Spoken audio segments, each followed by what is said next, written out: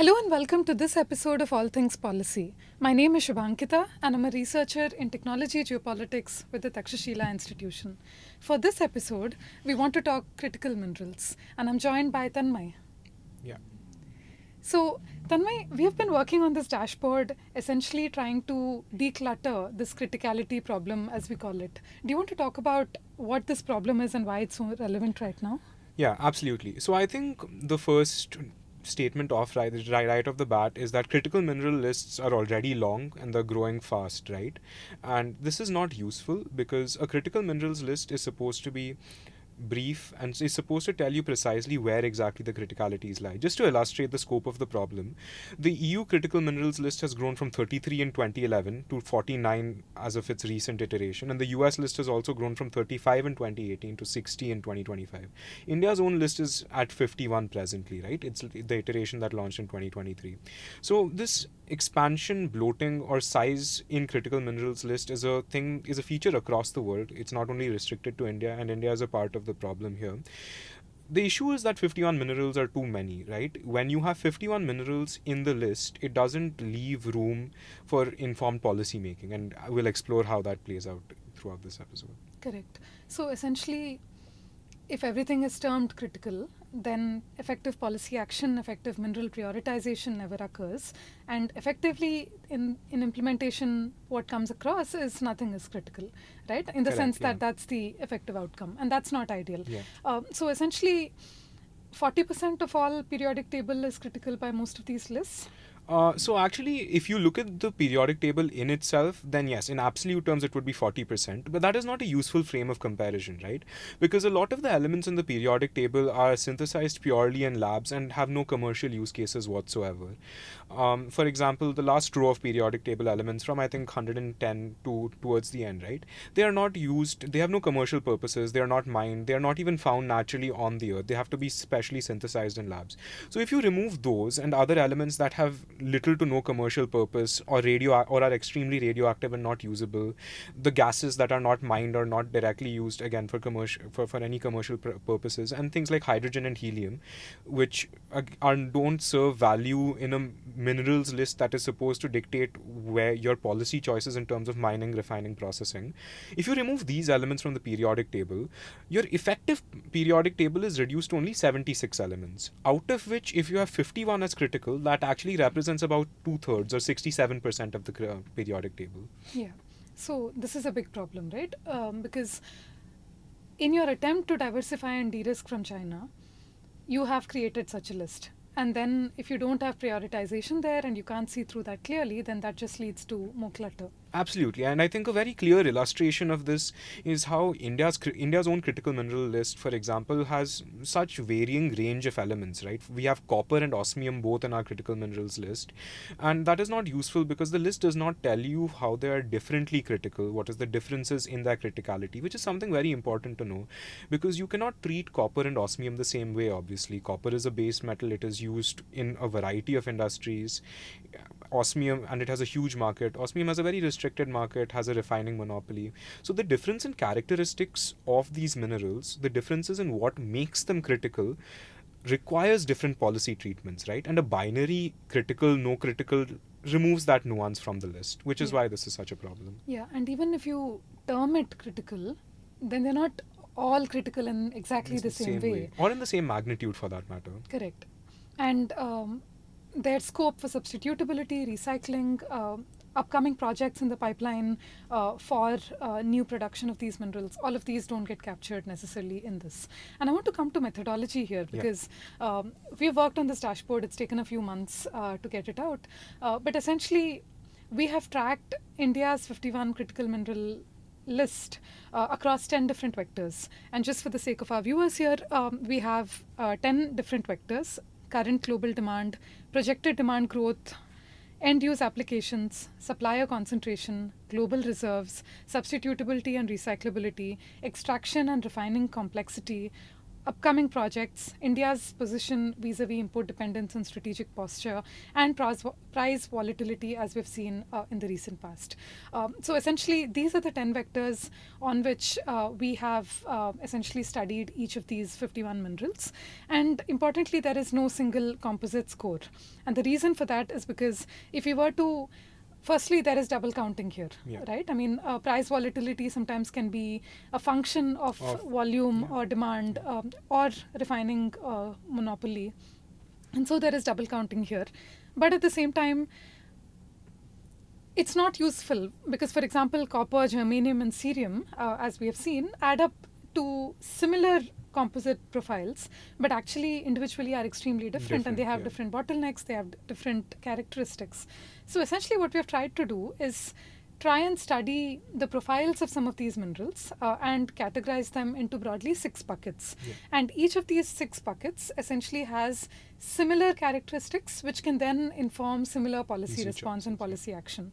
And that's exactly what it is, right? So I want to talk about each of these minerals, but anything that you wanted to add here? Yeah, absolutely. So a couple of things actually, a note for our viewers who just so they are fully informed.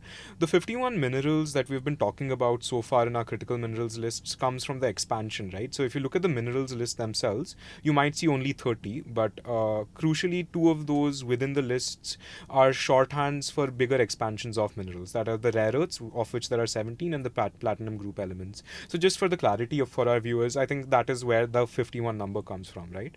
But yeah, I think the methodology is created to group minerals into buckets, and importantly the buckets have some similar characterization, right? You can sort of weave a story around each of the buckets. You know that these buckets are similar and almost all of the minerals fit into those buckets. So I think let's dive right into that. Maybe you want to take us through the first bucket that we've identified. Yeah, so the first bucket that we have identified is exactly those where demand spike is quite high. Essentially, these are required in huge quantities, and by definition, that means they're used in a wide range of commercial applications, from energy, transportation, construction, to even upcoming industries, right? So they have massive demand. So that's a single spike. And example minerals here are, for example, cobalt, copper, lithium. Nickel, right? So some of these minerals would be here. And I want to talk about potentially some policy solutions here, right? Because firstly, this is not ideally a category where China's export controls would not hurt it, which is to say that because they have massive demand globally for commercial applications, firstly, there is Chinese monopoly in refining, but not to the extent that we see in other groups.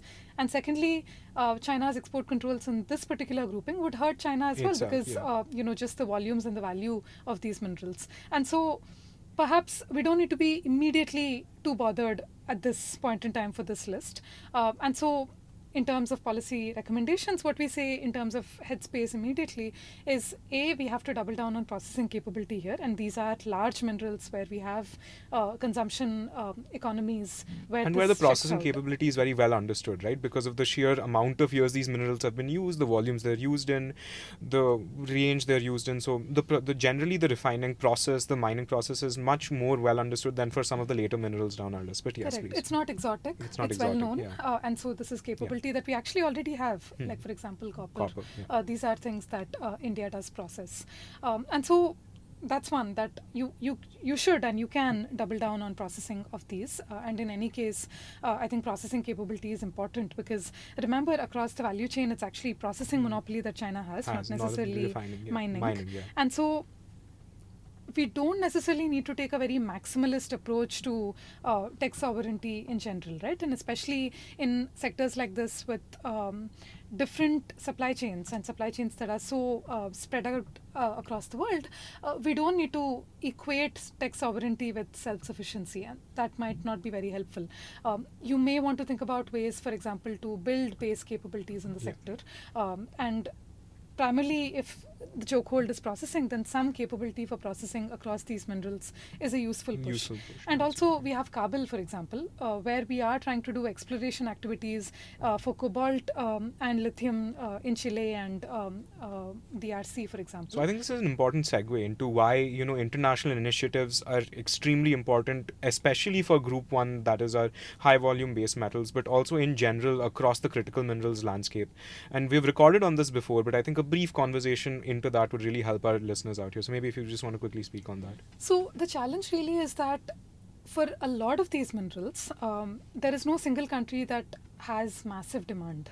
And so it's not possible to dent China's export controls or supply monopoly with singular state action. And so this has to be collective. For Absolutely. example, Sorry to interrupt, but a quick factoid for our viewers: the total demand for rare earths in the United States in pure ore form was just $240 million, right? Which is just, like, in comparison to the economy of the United States, it's a paltry number, just to further the point you were making. But right. So, I mean, less than 5% of total global demand of many of these minerals is within the US. US, yeah. Right? I mean, less than 5%. And that's not just rare earths, but it's also in a few other minerals. Critical minerals. And Yeah. so, the instinct to go international partnerships makes sense because we are also looking at structural overcapacity, artificial price suppression. And so, I think international partnerships are sound, are pragmatic, and they also make sense, especially for minerals like this, because they're required across the world for multiple sectors. And if China were to really hurt itself while imposing export controls on some of these, then the economy-wide impact would also be measurably higher than it is for other sectors. There would be a lot of downstream consequences as well, right? Because China restricting exports of, let's say, refined copper ore would eventually mean that there is less manufactured product of some whatever you use copper for, right? For example, in data centers or whatever its other applications are, for China to eventually buy. There would be again downstream effects where it comes back to bite China. So yeah. But if it were to do that, then you want to be sufficiently hedged against that. So one recommendation potentially is not just to do exploration and upstream through Kabul, like we're already doing for cobalt and lithium in Chile, Argentina, and the DRC, but also to potentially invest in processing capabilities abroad, because that's one way to outsource. And the other is diversify supply as much as you can, buy from others as and when required, right? So that's the first grouping. Do you want to talk about the second grouping, which is broadly heavy rare earths, and we've added tellurium to that, but this is broadly the category of heavy rare earths. Absolutely. So just a little context for our viewers. Broadly, rare earths can be divided into two types, that are light rare earths and heavy rare earths. This is a geological based grouping. So our second grouping is mostly on heavy rare earths, and this is perhaps one of the groupings that we think should be prioritized in the immediate space. This is something that policymakers should give headspace to and should actively work towards. The reasoning for this is that when we do our mineral by mineral analysis, this is something that shows up with one of the with one of the spikiest profiles, right? Because heavy rare earths in specific is something China has extreme mining concentration and extreme refining concentration both in. These are minerals typically where the demand is low, the end use applications are niche but very useful in a variety of technological fields, and this is a very tight group in the data set, right? India's exposure in this group is most acute, and it has very few options for any sort of from buying for anyone else, because almost the entire world depends on China for these minerals, and these are the minerals that China has also chosen to weaponize in its recent bouts of export controls, etc., right? So just to add to that, this is not just a sticky problem only for India, it's also a sticky problem globally. Because outside of China, just about recently, there's a single heavy rare earth refining facility that's opened up in Malaysia. But otherwise, we have really no production of this outside of China, right? So this is a real problem across the world. And just for context, total rare earths in a smartphone are what, 5 rupees? 5 rupees, so it's really, really tiny quantities, and given its refining complexity, recycling viability, just economics, because it's so small quantities and small financial value, to incentivize some of these activities for this would also be quite sticky. So I also want to talk about, firstly, what heavy rare earths are, because I think that's a confusion that some people may have, which is to say that all of these rare earths are arranged by their atomic number on the periodic table. And actually, when you process a certain ore that has multiple of these rare earths mixed in, it's the light rare earths that come out first, yeah. and the heavier rare earths later. So, firstly, it takes more chemicals, more complexity, more technology to get to the heavier rare earths. And you want to have the ore that has sufficient quantities of these heavy rare earths to be economically viable to start with. Yeah. And just to add on to that, so actually in heavy rare earths are one of those few things where China actually has a very measurable R&D lead in, right, in terms of refining and the process itself, because it is something that has been outsourced to China for decades, and it is something for which the technology has almost entirely been built in China, which is in stark contrast to some of the other minerals we have discussed like copper, right? Because for the refining processing technology for copper was widely known because it started out in other countries, then it shifted to China for whatever reason because of price advantages. But heavy rare earths, since the applications only started developing around the time China became the preferred source for mining refining, the R&D is largely Chinese. They have a large R&D gap. So even in that sense, catching up to China is something that's difficult for these minerals. So immediate solution is stockpiling, and it may not make sense to individually stockpile. So again, it makes sense to do joint stockpiling through international partnerships. India has signed a bunch of them, including with the US, including partnerships that both India and the US are a part of. But I think ultimately the way to get out of the Chinese chokehold in this category is actually to go completely rare earth free. And there are some attempts in that direction to go towards induction motors that are rare earth free or that reduce heavy rare earths for lighter rare earths. So those, I think, R&D innovations are something that we hope the next decade or so we will see becoming more palatable, industry adoption in terms of price, etc., coming through, right? So that was our second category. Yeah. So let's move on to the third category then. That is what we broadly identify as closed loop high value minerals. Some minerals in this group include things like platinum, hafnium, indium. Broadly, these are platinum group elements plus a few that fall under similar that have similar profiles to these, right? The underlying thread that ties this group together is a very high recycling potential and already very high recycling numbers, right? The reason for this is that these minerals are expensive, especially the platinum group elements. They are required in small quantities. The reserves are not located across the world, so countries often choose to recycle. And the recycling technology for this is well understood, has been in process for many years, and often these minerals see upwards of 20 to 30% of their supply actually being recycled, right? So maybe if you want to walk us through the policy recommendations for this group. Yeah, so essentially to say that because they're expensive, it actually makes sense for them to be recycled. Yeah. And they're used also in specific use cases like medical devices and so on, where if you can get the collection networks for that, then recycling for that is not as dispersed as, say, just smartphones. Absolutely. Right? So, so I think the way forward is to double down on recycling, which is a few things, right? One is collection networks, and some of these collection networks need not just be national. You can also import electronic scrap from abroad and set up recycling facilities. Yeah.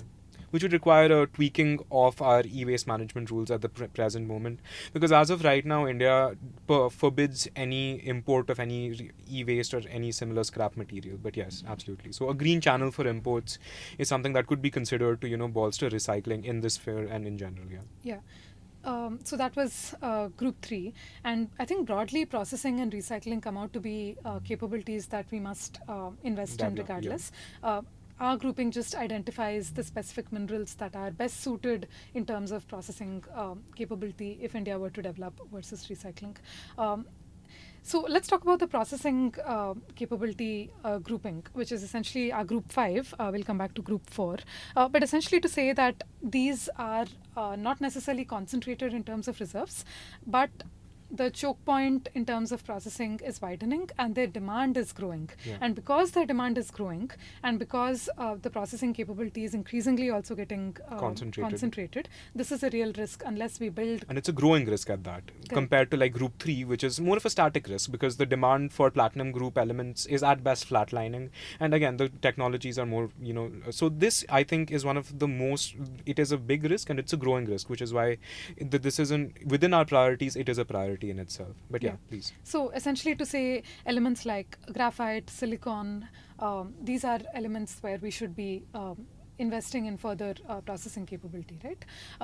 for example, you would also want to diversify supply with international partners, in the sense that because demand is growing, your capability will never meet that demand, and so you would have to import and buy from other sources. But essentially, that's what this group is. I want to come to group 6, which is essentially where there is no single choke point, but there is a diffused risk in terms of them being byproduct minerals of Yeah. base metals, right? Which is, for example, for zinc, it's cadmium, and for other minerals, there are other byproduct minerals, and some of these byproduct minerals may have concentrated base supply, and so they come in here. Absolutely.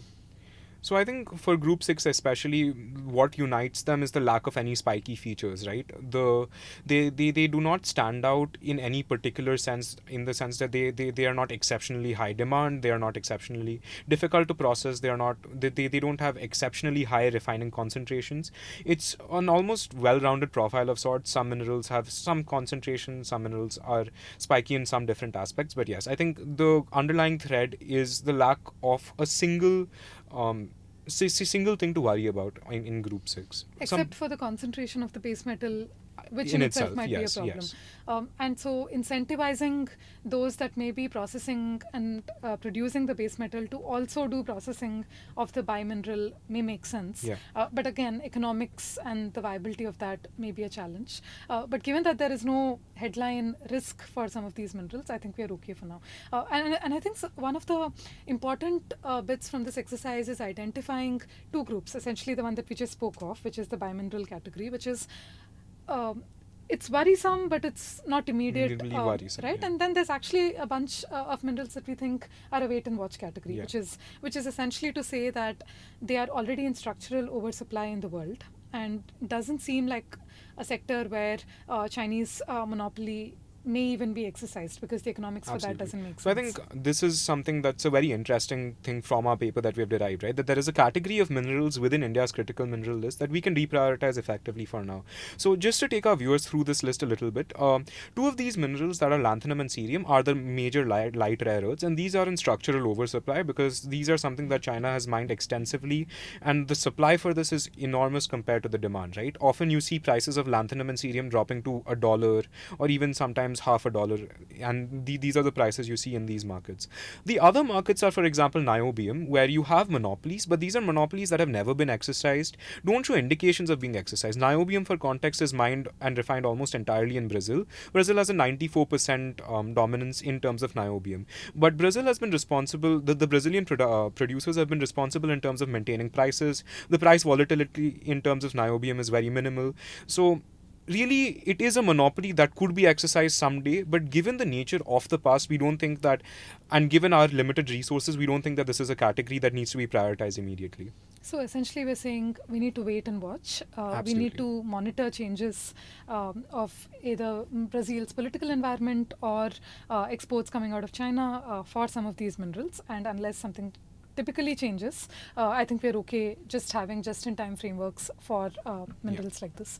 And I think that's important, right? Because essentially we're saying this is where, in the immediate headspace, you must be worried about. And again, the word critical should not be uniformly applied. There are some where processing is a problem, where recycling could be a potential solution, and there are some that I think stockpiling is. For example, the heavy rare earths is definitely a category where stockpiling is the most immediate solution.